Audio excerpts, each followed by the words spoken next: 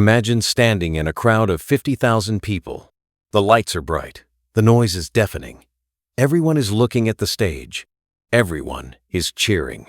And right there, in the middle of all those people, a young woman simply disappears.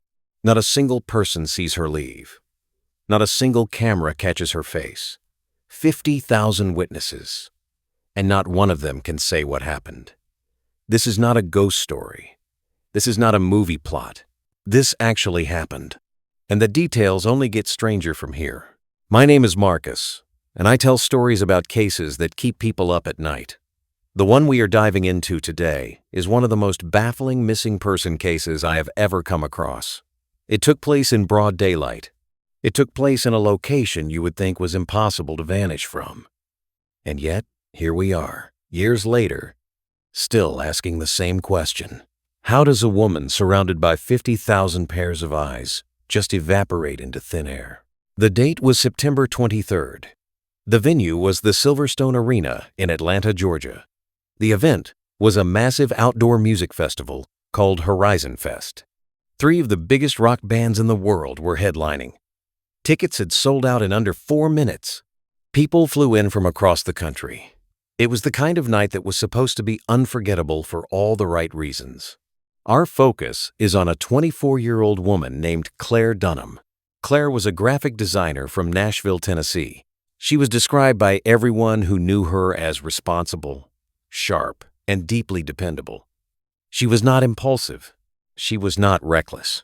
She was the friend who held everyone's phones and wallets. She was the one who made the plans and kept the group on schedule. She was the last person on earth you would expect to vanish without a trace.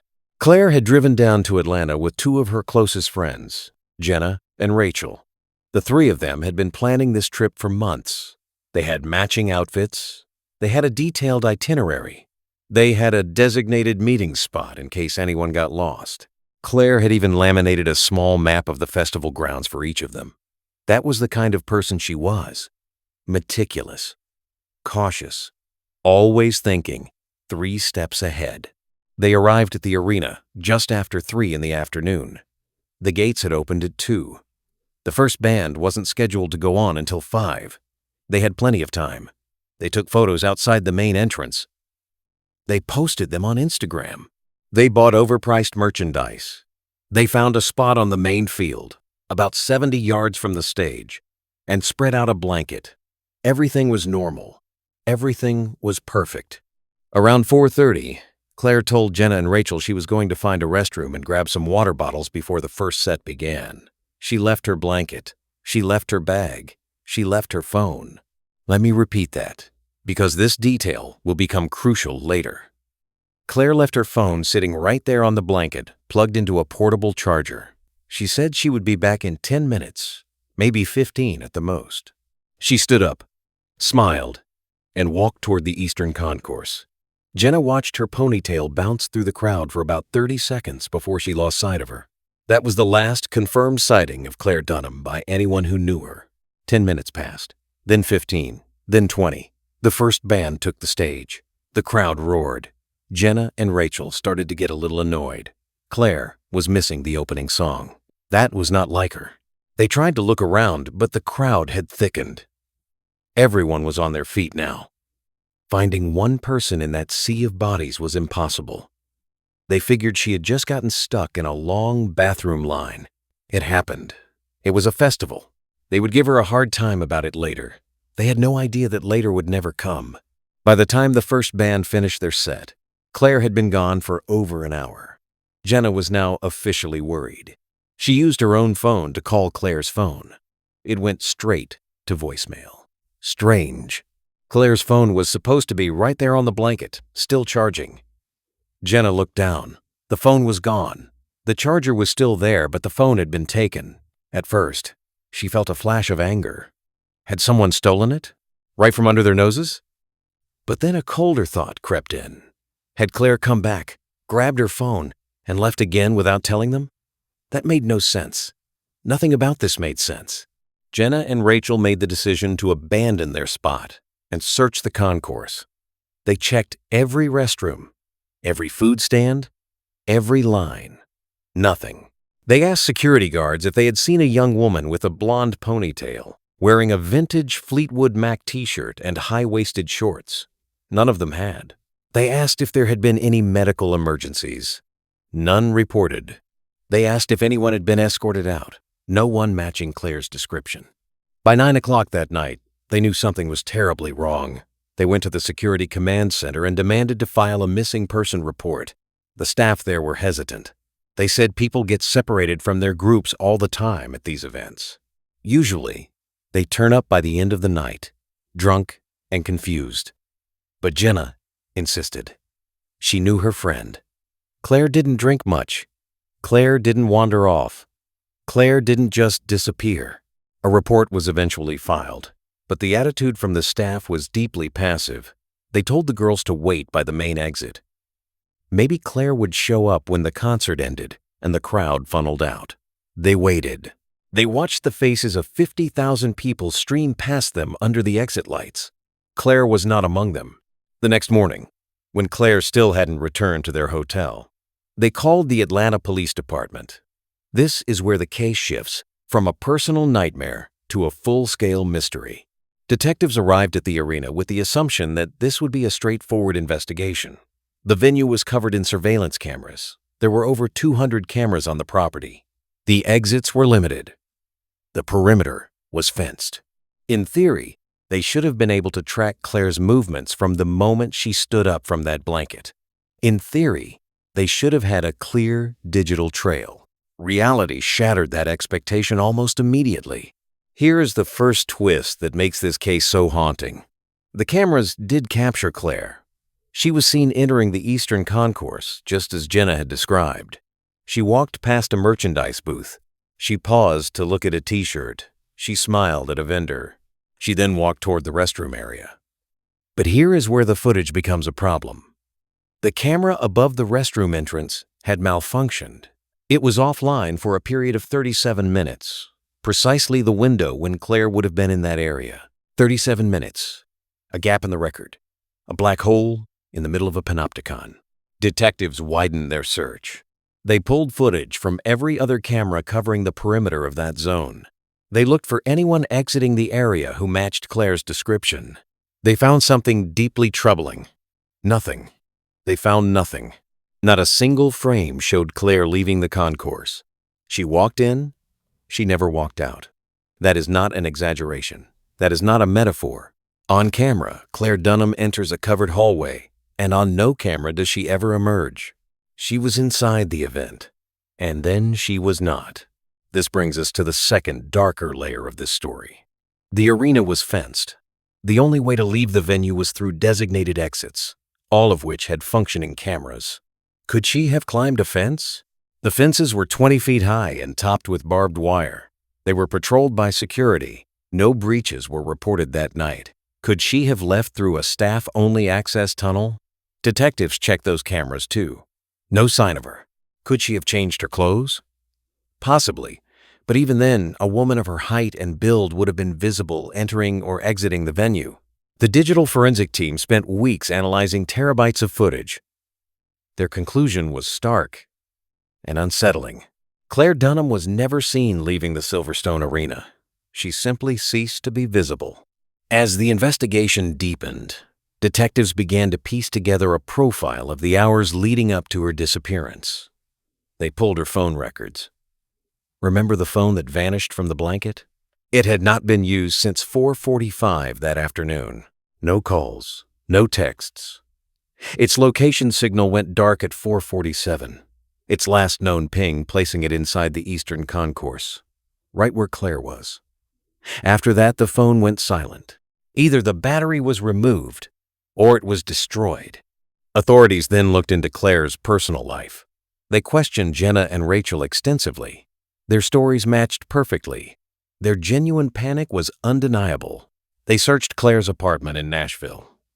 They found no signs of a secret life, no hidden debts, no mysterious boyfriend, no diary pages detailing a plan to escape. Her laptop showed no troubling search history. She wasn't depressed. She wasn't suicidal.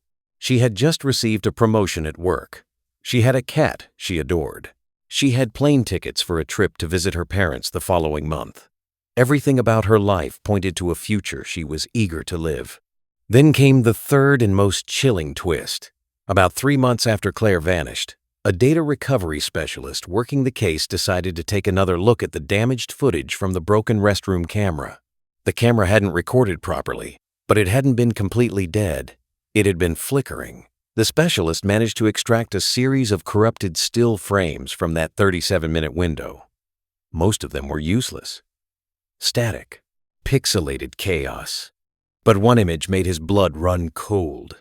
The image was grainy, distorted, but the reconstruction was clear enough for identification. It showed Claire standing near the restroom entrance. She was not alone. Next to her stood a man. He was tall, with a shaved head, wearing a black staff polo shirt and a lanyard around his neck. He looked official. He looked like he belonged there, and Claire's body language in that single frozen moment was not one of distress. She looked calm.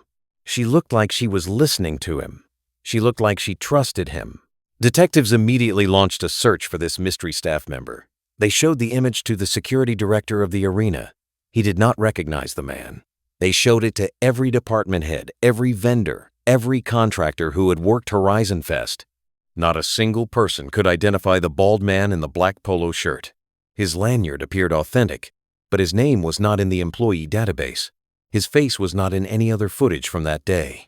He existed only in that single corrupted frame, a ghost whispering in Claire's ear just before she vanished off the face of the earth.